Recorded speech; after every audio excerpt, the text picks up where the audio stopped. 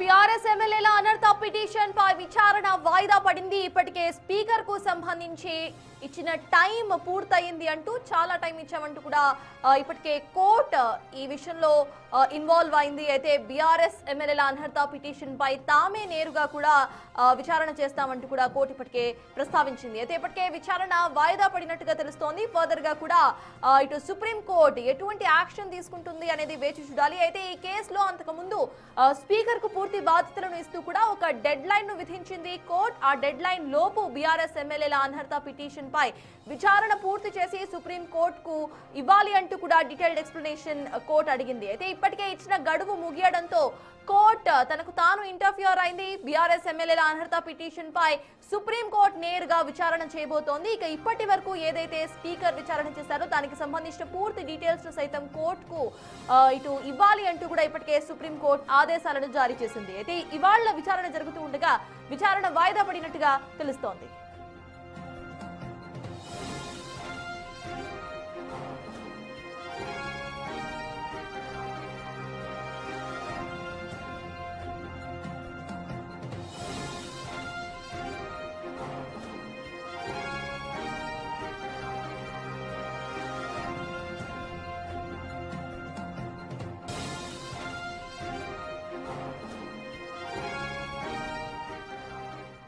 BRS ఎమ్మెల్యేల అనర్హత petition పై విచారణ వాయిదా పడింది. తదుపరి విచారణను 3 వారాల పాటు వాయిదా వేస్తూ నిర్ణయం తీసుకుంది జస్టిస్ అగస్టిన్, జస్టిస్ సంజయ్లతో కూడిన ద్విసభ్య ధర్మాసనం. దీనికి సంబంధించిన పూర్తి డీటెయిల్స్ మా ప్రతినిధి శివ ఢిల్లీ నుండి అందించడానికి సిద్ధంగా ఉన్నారు. శివ, చెప్పండి, ఇప్పటికే 3 వారాలకు వాయిదా పడినట్టుగా తెలుస్తోంది. అక్కడ సిచ్యువేషన్ ఏంటి? ఫర్దర్ గా కూడా బీఆర్ఎస్ ఎటువంటి యాక్షన్ ప్లాన్ తో ముందుకెళ్లే అవకాశం ఉందనుకోవాలి? అప్డేట్స్ ఏంటి శివ?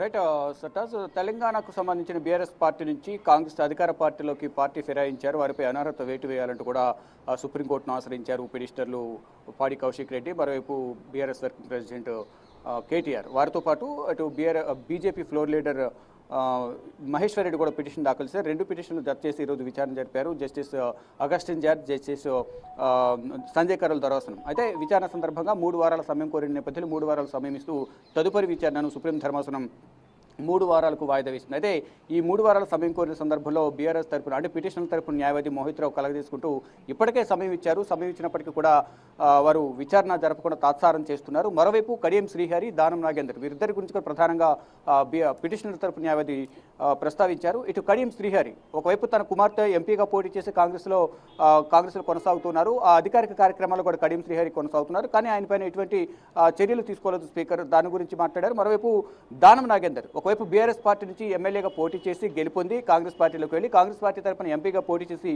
ఓడిపోయారు. మళ్ళీ ఇప్పుడు బీఆర్ఎస్ ఎమ్మెల్యేగా కొనసాగుతున్నారు. వారిద్దరిపైన ఎటువంటి చర్యలు తీసుకోలేదు అనేది ప్రధానంగా మోహిత్ రావు లేవనెత్తారు. అయితే ఇప్పటికే 8 మంది ఎమ్మెల్యేలకు సంబంధించి విచారణ కంప్లీట్ చేశారు. వారందరికీ కూడా స్పీకర్ క్లీన్ చిట్ ఇచ్చారంటూ కూడా దానికి సంబంధించిన తీసుకున్న చర్యలకు సంబంధించి ఈ నివేదికను కూడా సమర్పించారు. అయితే ఇప్పుడు ప్రజెంట్ మున్సిపల్ ఎన్నికలు జరుగుతున్నాయి కాబట్టి మరికొంత సమయం కావాలంటూ కూడా ఇటు స్పీకర్ తరపు న్యాయవాది అభిషేక్ మను సింఘ్వి వాదనలు వినిపించిన నేపథ్యంలో సమయం కేటాయించొద్దంటూ కూడా ప్రతివాదనలు మోహిత్ రావు సుప్రీం ధర్మాసనం ముందు అంటే justice Augustine George, justice Sanjay Karol ద్విసభ్య ధర్మాసనం ముందు మోహిత్ రావు కూడా వాదనలు వినిపించారు.